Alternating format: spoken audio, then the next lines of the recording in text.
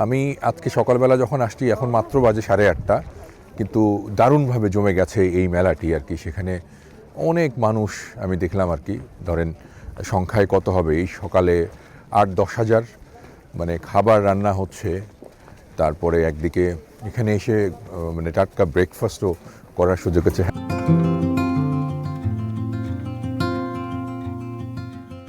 এই দোকানিরা কেউ ব্যবসায়ী নয়, বেচাকেনা তাদের জীবিকাও নয়। তারা এখানে আসেন গ্রামের মানুষদের সাথে দেখা করতে, আর কারো কারো বাড়িতে বাড়তি পুরনো জিনিসপত্র থাকলে তা নামমাত্র দামে অন্যকে দিতে, যাতে অন্যের প্রয়োজন মেটে। যেন পুরনো জিনিস নয়, স্মৃতি বেচাকেনা হয় এই বাজারে। What's to come? Keep forgetting how to make it now. আজ আপনাদের জানাচ্ছি ইউরোপের পুরনো সমৃদ্ধ দেশ পোল্যান্ডের বিস্ময়কর সেই গ্রাম্য হাটের কথা, যার বেচাকেনা ছোট হলেও আয়তনে বিশাল। এক মাথা থেকে আরেক মাথা প্রায় 7-8 কিলোমিটার দীর্ঘ। আমার পুলিশ গাড়ি চালক মার্চিন ভোরবেলা নিয়ে এসেছে এই বাজারে। তার সাথে রাতেই কথা ছিল। বাংলাদেশে আমরা যেমন গ্রামের হাটে যাই সপ্তাহের বাজার করতে, পোল্যান্ডের তেমন একটা বাজারে যেতে চাই রোববার সকালে। সবেমাত্র সকাল হয়েছে, কিন্তু এই হাট বসেছে আরও ভোরে, মানে সূর্যোদয়ের আগে। যে যার মতো মালামাল নিয়ে এসে খোলা জায়গায় তাঁবু বা ছাতি টাঙিয়ে বসে গেছেন। মালামাল খুব বেশি নয়, বেশিরভাগই পুরনো। কেউ বেচতে এনেছেন ঘরে পুরনো চেয়ার টেবিল, কেউ বা বইপত্র, কেউ নানা ধরনের পোশাক, ছাতা, বাটি, চামচসহ নানা ধরনের পণ্য। এসব তাদের ঘরে প্রয়োজন নেই কিংবা বাড়তি, তাই বাড়িতে রাখতে চান না। আবার ছুটির দিনে এই হাটে এসে পুরনো বন্ধু বা স্বজনদের সাথে দেখা মেলে। সেটাও এক ধরনের নেশা তাদের কাছে, কারণ এখানে সবাই যে যার মতো আলাদা বাড়িতে থাকেন, আলাদা জীবনযাপন করেন। তাদের কাছে সপ্তাহান্তে এমন জমায়েত ভিন্নই বৈকি। পোল্যান্ডের এই বাজারটিতে মূলত ক্রেতা কিন্তু আশেপাশের মানুষজন, এবং তারা এখানে এই যে আজকে রোববার সকালবেলা যে দোকানগুলো নিয়ে বসেছেন, এরা কিন্তু ব্যবসায়ী না, এরা এখানে আশেপাশের গ্রামের বাসিন্দা। তারা সপ্তাহের একদিন এই মালামালগুলো বিভিন্ন জায়গা থেকে তারা সোর্স করেন, মানে নিয়ে আসেন, এবং সেই মালামালগুলো থেকেই তারা এরকমের হাটের মতো যে দোকানগুলো দিয়েছেন সেই দোকানগুলোতে এই মালামালগুলো বিক্রি করেন। এবং এইখানে মজার ব্যাপার হচ্ছে যে একদিনে কেনা বেচা হয়, সপ্তাহের 7 দিনে যেরকম হবে ঠিক সেই রকমের আর কি। খুবই চমৎকার, মানে একটা উৎসব ভাব আছে এখানে। আমরা যেরকম বাংলাদেশে কি বলবো যে ফেস্টিভ্যালের সময় নানা রকম মেলা বসে, বস্ত্র মেলা, তাঁত মেলা, ঠিক সেরকমই। এবং এইটা এখানকার মানুষজনের মানে আজকের না, বা 1 দিনের, 2 দিনের, 5 দিনের না, এটা হয়তো বহু বছরের এই রকমের পুরনো একটি ট্রেডিশন, যে ট্রেডিশন তারা এটা করে যাচ্ছেন। এবং আমি আজকে সকালবেলা যখন আসছি এখন মাত্র বাজে 8:30, কিন্তু দারুণভাবে জমে গেছে এই মেলাটি আর কি। সেখানে অনেক মানুষ আমি দেখলাম আর কি। ধরেন সংখ্যায় কত হবে, এই সকালে 8-10 হাজার।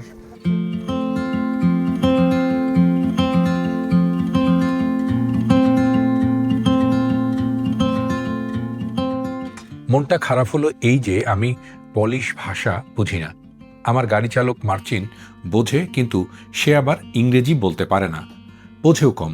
তাই গ্রাম্য হাটে আসা এই সুন্দর মানুষদের সাথে ভাব বিনিময় করতে একেবারেই পারলাম না। আর তারাও ব্যস্ত, নিজেদের মধ্যে আলাপ করতে, লম্বা সময় নিয়ে নাস্তা খেতেই আগ্রহ বেশি তাদের। হাটের বিভিন্ন পাশে মজার মজার নাস্তার দোকান বসেছে। কিছু পর এখানে দুপুরের খাবারও তৈরি হবে। খাওয়া দাওয়া শেষে হাটের পাট চুকিয়ে তারা ঘরে ফিরবেন, আরাম করবেন। এই যে উজের এই গ্রামটিতে আমি যখন সকালবেলা আসলাম, তখন এখানে এই রকমের মানুষের সমাগম, মানে হিউজ, যে যার মতো করে এখানে আসছে এবং সে নানা রকমের জিনিসপত্র কিনছে। এবং এখানে শুধু যে একটা বাজার কেনাকাটা তা না, এখানে এরকম যে আশেপাশের বিভিন্ন বাড়ির লোকজন আসছে, তারা এখানে আড্ডা দিচ্ছে, নিজেদের মধ্যে বিভিন্ন রকমের মানে কি বলবো, সপ্তাহের ঘটে যাওয়া নানা ঘটনা বিশ্লেষণ করা হচ্ছে এখানে। এবং একই সাথে এই বাজারে কিন্তু অন্য অন্য মার্কেট বা শপিং মলগুলোর চেয়ে কেনাকাটায় মজা এখানে এই জন্য যে মানে সবগুলো জিনিস একই সাথে পাওয়া যাচ্ছে এবং দামে তুলনামূলক কিছুটা সস্তা। এবং এখানে যারা দোকান নিয়ে বসছেন, বিশেষ করে ধরেন যে নিত্য প্রয়োজনীয় সাবান শ্যাম্পু, সেটা দোকানে যদি 5 টাকা হয়, এখানে সেটা 4 টাকা বা 4.5 টাকায় পাওয়া যাচ্ছে, কারণ তারা একেবারে গ্রস মানে বিগ একটা ভলিউমে নিয়ে এসছে এবং কোনো যেহেতু দোকান ভাড়া নাই, যেহেতু কোনো ওই রকমের বিলাসবহুল শপিং মল না, কর্মচারী নেই, সেজন্য তারা কিন্তু এখানে ওইটা একটু কম দামে বিক্রি করতে পারছে। এখানে শুধু যে পুরনো জিনিস বিক্রি হয় তা নয়, নতুন জিনিসপত্র কম দামে বেচাকেনা চলে। তাই শহর থেকেও অনেকে আসেন, পিকনিক মুডে কেনাকাটা সেরে খেয়ে দিয়ে আবারও ফেরেন। তবে একবেলা ঘুরে দেখে আমার মনে হলো এই বাজারে শুধু জিনিসপত্র বিক্রি হয় না, বিক্রি হয় মানুষের জীবনের এক একটা অধ্যায়। কৃষক পরিবার তাদের হাতে বানানো চিজ, ঘরে বানানো খাবার, বাগানের সবজি নিয়ে এসেছেন। একাকী, প্রবীণ, বয়স্ক দম্পতিরাই বেশি এখানে বিক্রেতা। পোল্যান্ডের এই বাজারে শুধু বেচা কেনা নয়, একটা উৎসব ভাব আছে মনে হলো আমার কাছে। আমি গ্রামের যে হাটটিতে আছি তার নাম গেলদো সামো গদোভা। 50-60 বছর আগে এখানে একটি পুরনো গাড়ি বিক্রির হাট ছিল। জার্মান থেকে গাড়ি এসে বিক্রি হতো এখানে, এখন তা আর নেই। এটা উজ শহর থেকে মাইল 10 দূরে। এই শহরটি পোল্যান্ডের পুরনো শিল্প শহর। মজার ব্যাপার হচ্ছে, এই হাটে কেউ আসে কিছু কিনতে, কেউ আসে শুধু মানুষ দেখতে। 1 ইউরোতেও পাওয়া যায় পুরনো জিনিসপত্র। একে কোথাও কোথাও বলে সানডে মার্কেট, আবার কোথাও বা ফ্লি বাজার। আরেকটা কথা, ইউরোপের বহু দেশে বিশেষ করে বয়স্ক মানুষের মধ্যে একাকিত্ব একটি বিশাল সামাজিক বাস্তবতা। অনেকেই বৃদ্ধকালে পুরোপুরি একা, নিঃসঙ্গ। সন্তানরা অন্য শহর বা দেশে চলে গেছে। এই হাট তাদের জন্য শুধু ব্যবসা নয়, এটা মানুষের সাথে দেখা হওয়ার একটি উপলক্ষ, সামাজিক চমৎকার এক মেলবন্ধন।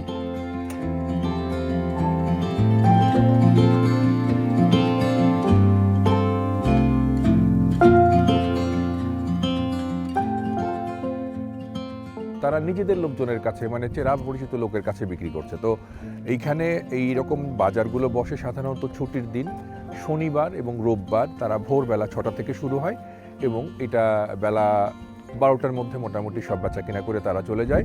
আবার সোমবার থেকে তারা নিজেদের কাজগুলো করেন, যারা চাকরি করেন তারা চাকরি, যারা ব্যবসা করেন অন্য জায়গায় তারা করেন। কিন্তু এই গ্রাম্য হাট এটা কিন্তু শুধুমাত্র ছুটির দিনগুলোতে বসে। তা আমার কাছে খুবই চমৎকার লেগেছে মানুষজনের বিহেভিয়ার, তাদের কেনাকাটার প্যাটার্ন। যেহেতু আমার কাছে ভালো লেগেছে তাই আমি আপনাদের সাথে শেয়ার করলাম। এবং দুনিয়ার গল্প এই জন্যই যে আমরা একে অপরের কাছে আমাদের জানা অচেনা কিংবা নানা রকমের মজার গল্পগুলো শেয়ার করব। ধন্যবাদ সবাইকে।